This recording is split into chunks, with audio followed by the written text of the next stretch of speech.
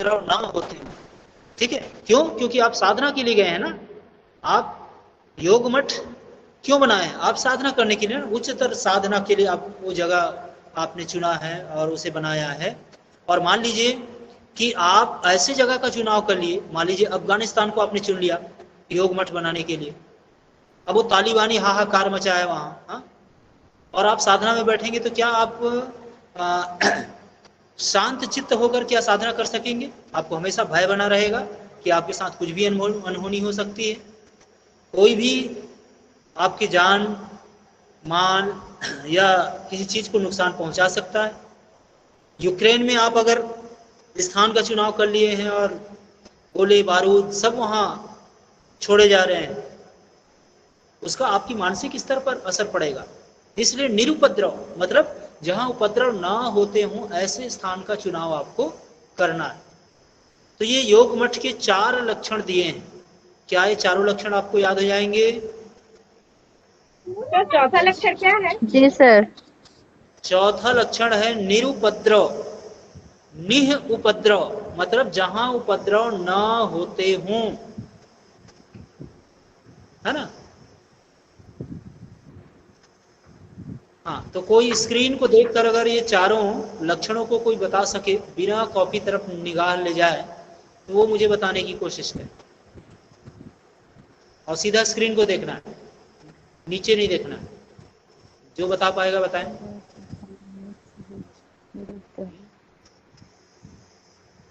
कौन बताएगा? सुभाष जी, स्क्रीन को देखो। हाँ। सुराज नहीं, सुराज्य। सुराज्य बोलो। हाँ हाँ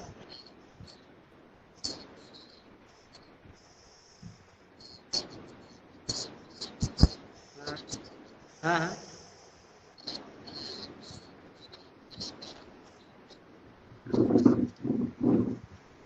निरुपद्रव। निरुपद्रव। निह सर मैं उपद्रव। बता रही हूँ सुराज्य है, सुभिक्ष है। हाँ सर मैं बता रही हूँ सुराज्य हाँ है, सुभिक्ष है, निरुपद्रव है। हाँ। और क्या है? सुभिक्ष, सुभिक्ष धार्मिक। बोल लिया और धार्मिक है, सुभिक्ष है, नव है। हाँ ठीक ठीक, सुभिक्ष है, धार्मिक है, निरुपद्रव है, ये सब है ना? तो इसे आप याद कर लेना। जी सर। हाँ, परीक्षा में जी पूछा जा सकता है कि भाई योग मठ के क्या लक्षण कहे गए हैं हठ प्रदीपिका में, तो आप बता सकेंगे। ठीक है, आगे जी बढ़ते हैं। अब इसमें इसी हठ प्रदीपिका में एक चीज का और वर्णन किया इसमें, कुटिया की विशेषताएं। कुटिया मतलब कि जो योग मठ आप बना रहे हैं ना, योग मठ के लिए जो जगह का चुनाव आपने किया, वहां आप एक कुटिया बनाकर योग साधना करेंगे, घर परिवार को छोड़कर अकेले। और वो जो कुटिया रहेगी, उसकी कुटिया में क्या क्या विशेषताएं होनी चाहिए उसके बारे में वर्णन है। तो खाली ऐसी मौखिक बता देते हैं। एक बार जब आप इसे सुन लेंगे तो आपको कम से कम 10 विशेषताएं उसकी हैं, उसमें से 5-6 तो याद आ ही जाएंगे, तो एग्जाम में आप बढ़िया सबसे लिख सकोगे। ठीक है, पहला दिया है कुटिया साधना के लिए जो आप घर। सर आपकी आवाज नहीं आ रही है सर, ब्रेक हो रहा है। हाँ, सर आवाज कट। मेरी आवाज सबको कट रही है क्या? मुझे लगता है नहीं कट रही। अभी ठीक आ रहा है सर। हाँ, तो ब्रेक हो रही है क्या आवाज मेरी? अभी ठीक है अभी सर, उस ठीक है। समय ब्रेक हो रही थी।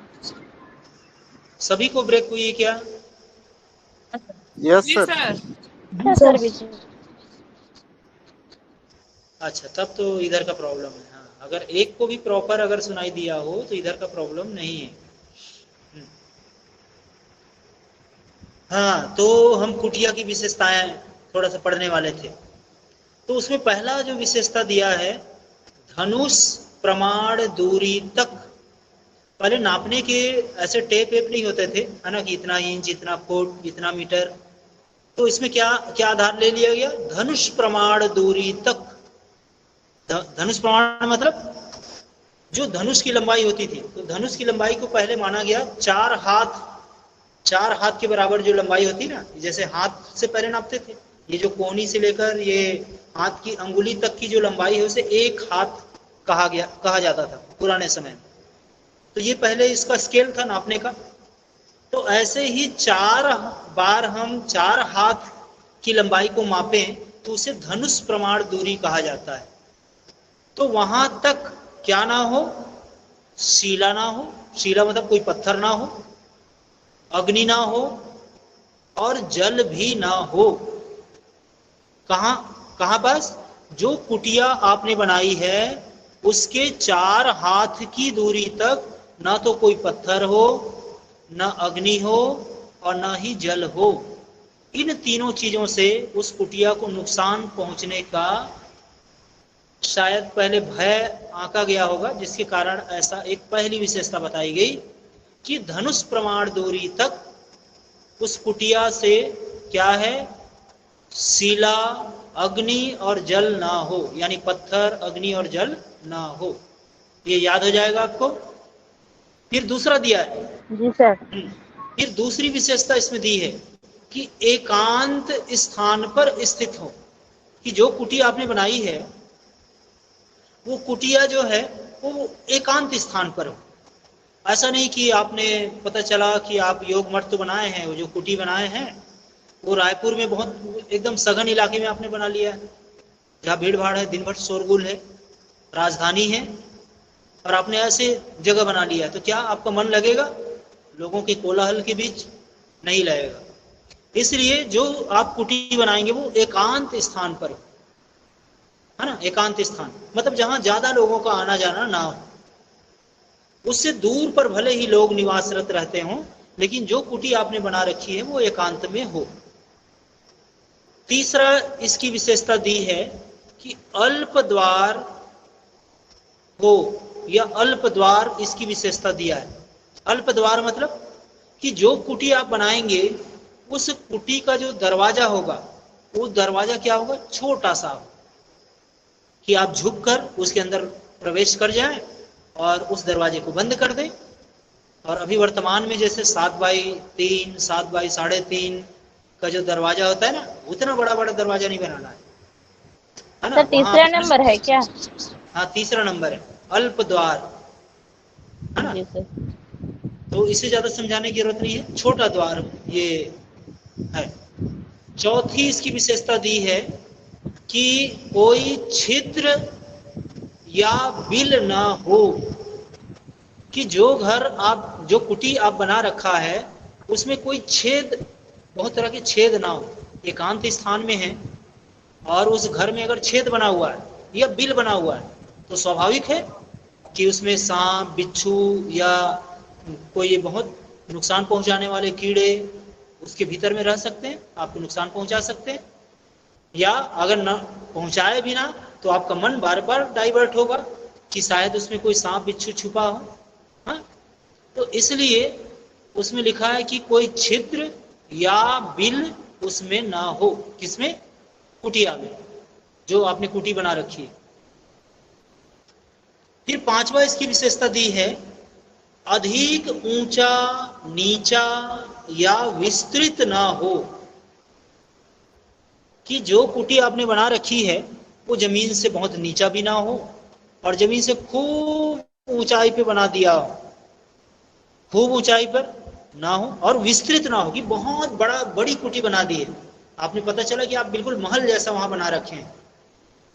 हाँ, जैसे घरों को हम बहुत मोह के साथ बहुत बड़ा बड़ा बना लेते हैं कि ये जरूरत पूरा करना है, वो तो कुटी है ना, आपके साधना के लिए कुटी बनाई है आपने। तो इसका ध्यान रखना है कि वह जमीन से बहुत नीचा भी ना हो और ऊंचा भी ना हो और विस्तृत भी ना हो। विस्तृत में बहुत फैलाव वाला ना हो। और अगर ऊंचा है तो क्या होगा, आप बहुत दूर की चीजों को देख पाएंगे और बहुत दूर की चीजें आपको दिन भर नजर आएंगी, तो आपका मन बाहर की चीजों को देखने के लिए करेगा और मन शांत नहीं होगा, योग के अनुकूल मन की स्थिति नहीं बनेगी। इसलिए ये 5 विशेषताएं एक बार फिर से याद करके आप देख लीजिए आपको कितनी विशेषताएं याद आ रही हैं। उसके बाद 5 विशेषताएं और पढ़ेंगे। एक बार मैं बता देता हूं। पहला है धनुष प्रमाण दूरी तक पत्थर, अग्नि और जल ना हो। दूसरा, वो जो कुटी है वह एकांत स्थान पर हो। तीसरा, उसका दरवाजा छोटा हो यानी अल्प द्वार हो। चौथा दिया है कि उसमें कोई छिद्र या बिल ना हो।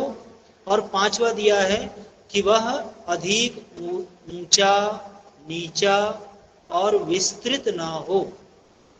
अब मुझे कोई बताए 5 विशेषता में से कितनी विशेषताएं आपको याद आ रही हैं? स्क्रीन को देखकर वीडियो ऑन करके बताएंगे। सर, हाँ, धनुष के समान चार हाथ की लंबाई चौड़ाई होनी चाहिए। और दूसरा है कोई छिद्र नहीं होना चाहिए उसमें। नहीं, आरती जी आपको गड़बड़ कह दिया। धनुष के समान 4 हाथ तक क्या हो, लंबाई चौड़ाई हो, ऐसा बोल रहे हो? नहीं सर, लंबा होना चाहिए, ऐसा है क्या? नहीं, गड़बड़ है। उस कुटी आपको बनाया है ना, वहां जी से 4 हाथ की दूरी तक ये सब ना हो, पत्थर ना हो, जल ना हो, अग्नि ना हो। जी।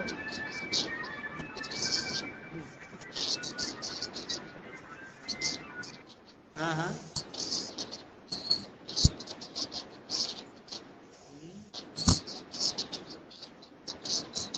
हाँ ठीक।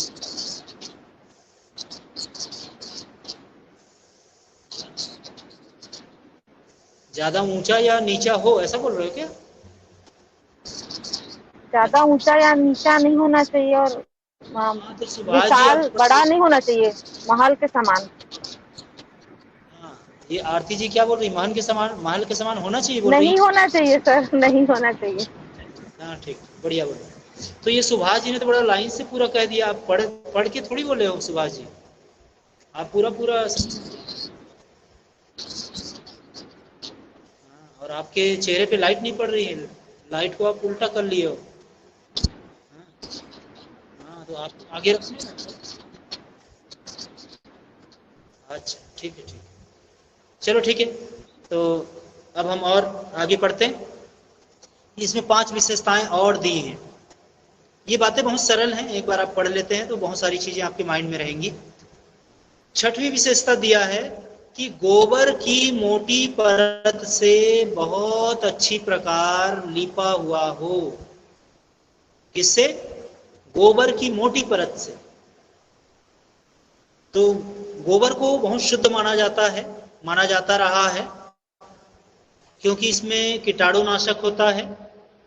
और ये कब की बातें हैं? जब कुछ समय पूर्व, जब गायें बहुत ही प्राकृतिक चारा चरती थी और उसके प्रति बहुत बड़ी श्रद्धा थी, बहुत अच्छी चीजें उनको खिलाई पिलाई जाती थी, उस समय गोबर की बात कही जाती है। आज अगर आप शहरी क्षेत्र में गाय के गोबर को लीप कर अगर इस तरह शुद्ध करना चाहेंगे तो गड़बड़ हो जाएगा, है ना। तो हमको समय का ध्यान रखना है। ये 16वीं शताब्दी के आसपास लिखी गई बुक। गोबर मतलब जो प्राकृतिक रूप से जो गायें अपना चारा चरती हैं और जो किस पर डिपेंड रहती हैं, घास फूस पर जो डिपेंड रहती थी, उन गायों की गोबर की बात है। तो उसकी मोटी परत से अच्छी प्रकार लिपा हुआ हो, ये इसकी विशेषता है। और अगली जो विशेषता है उसमें दिया है कि मल रहित और स्वच्छ हो। मल रहित और स्वच्छ हो। स्वच्छ मतलब साफ हो। मल यानी गंदगी कोई ना हो। ऐसा नहीं कि आपने साधना के लिए कोई कुटी बना रखी हो और साधना करना है करके चुपचाप बैठ बस जाते हैं, वहां की सफाई आप ना करते हो, है ना। सफाई आपको करना है, झाड़ू लगानी है, वहां जाले वाले ना हो और अन्य जो भी सफाई अंदर बन सकती हो सफाई आपको करना है। मल रहित हो मतलब गंदगी ना हो और स्वच्छ हो, ये इसकी विशेषता है। फिर 8वीं विशेषता इसकी होगी सभी प्रकार के जंतुओं से रहित हो। सभी प्रकार के जंतुओं से रहित हो।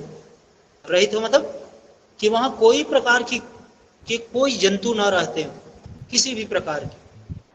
कि पता चला कि वहां चूहे खेल रहे हैं, हाँ, छिपकली खेल रही है, और भी जो जो चीजें हैं जो आपके ऊपर आकर अचानक से चढ़ जाएं, आपको डिस्टर्ब करें, आवाजें दें, नुकसान पहुंचाए, ऐसे कोई जीव जंतु, सांप बिच्छू वगैरह भी ना हो।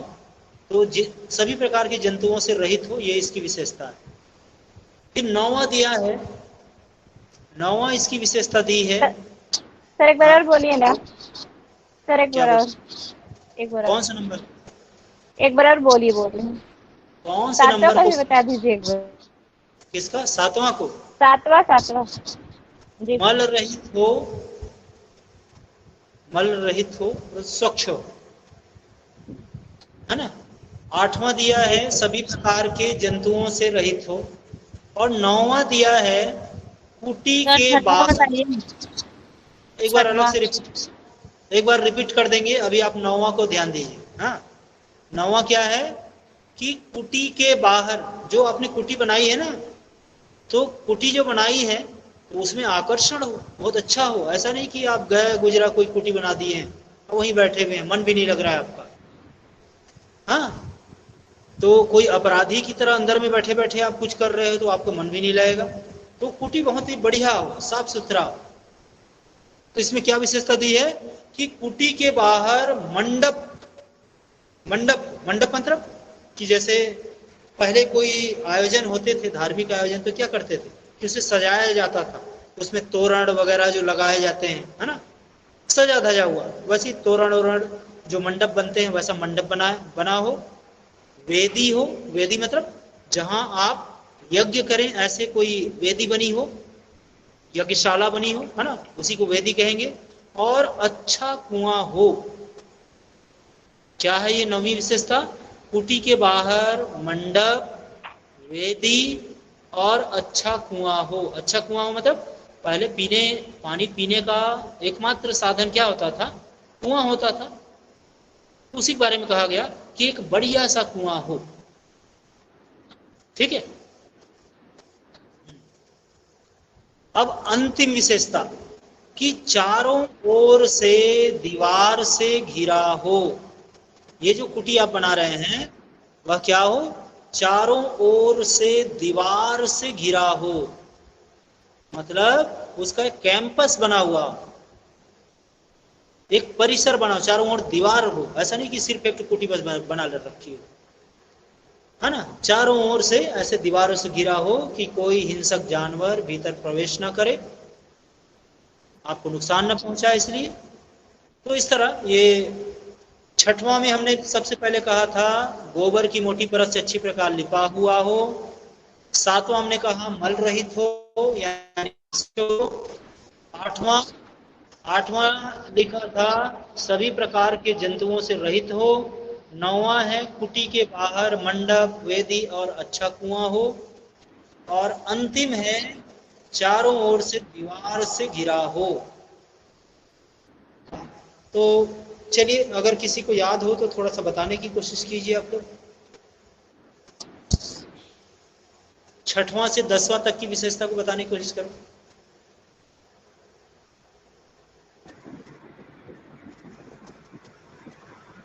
हाँ, आरती बताओ। सर गोबर, सर गोबर की मोटी परत से लिपी हुई होनी चाहिए,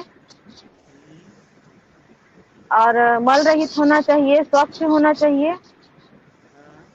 और किसी प्रकार का जीव जंतु से दूर, जीव जंतु ना होने चाहिए वहाँ आसपास में। और दीवार होनी चाहिए चारों तरफ, कुटिया की चारों ओर दीवार होनी चाहिए। सर इतना ही याद आ रहा है। ठीक है। मंडप, वेदी और कुआं। ठीक ठीक, चलो ठीक है। ये बहुत मामूली बात है, ये सब आपको कम से कम जब आप परीक्षा में अचानक अगर लिखें या उस दिन परीक्षा में पूछे तो कम से कम आप बता सको, है ना, कि कम से कम 5-7 चीजें तो याद आ सकती हैं, 2-3 चीजों को भूल सकते हैं। ठीक है, यहाँ तक कोई कंफ्यूजन नहीं है? जी सर। नहीं। हाँ, तो चलो अब हम आगे की चीज पढ़ते हैं। इसमें दिया है योग के 6 बाधक तत्व। हठ प्रदीपिका में क्या दिया है? योग के 6 बाधक तत्व दिए गए हैं। तो आपके निबंध लेखन में भी कल एक स्टूडेंट वही पूछ रही थी कि योगाभ्यासी के लिए साधक और बाधक तत्व ऐसा कुछ दिया हुआ है, तो उन्हें शायद वो समझ में नहीं आ रहा था, और हिंदी ज़्यादा उनकी पकड़ में नहीं, इसलिए भी वो समझ नहीं पा रही थी। अगर हो तो थोड़ा बढ़िया से सुने। कि योगाभ्यासी मतलब जो योग का अभ्यास करता हो, है ना, उसे योगाभ्यासी कहेंगे। बाधक तत्व मतलब इसमें योग अभ्यासी के लिए बाधक तत्व और साधक तत्व दिए गए। तो बाधक तत्व कहते हैं कि जिस मार्ग की ओर आप बढ़ रहे हैं उस मार्ग में बढ़ने के लिए जो जो चीजें आपको बाधा उत्पन्न करती, डिस्टरबेंस पैदा करती या अड़चने पैदा करती, तो उसे हम बाधक तत्व कहेंगे। ठीक है, कि मान लीजिए आप पढ़ाई कर रहे हैं, तो पढ़ाई में बाधक तत्व क्या है? पढ़ाई में बाधक तत्व है कि शोरगुल, बहुत लोगों की आवाज आ रही है और आप पढ़ भी रहे हैं तो वो बाधा उत्पन्न करेगा, आपका मस्तिष्क वहां स्थिर नहीं रहेगा। तो वैसे ही योग के 6 बाधक तत्व इसमें बताए गए, इसमें हठ प्रदीपिका नाम के ग्रंथ में। तो उसमें पहला जो बाधक तत्व उन्होंने बताया, वो बताया है अत्याहार। अत्याहार, तो ये अत्याहार कौन कौन शब्द से बना है? अति प्लस आहार, है ना, या हम कहें सरल शब्द में कहें तो अधिक भोजन। तो यदि आप योग की साधना करना चाहते हैं और आपका आहार बहुत अधिक खाते हैं, खाने में बड़ी रुचि है,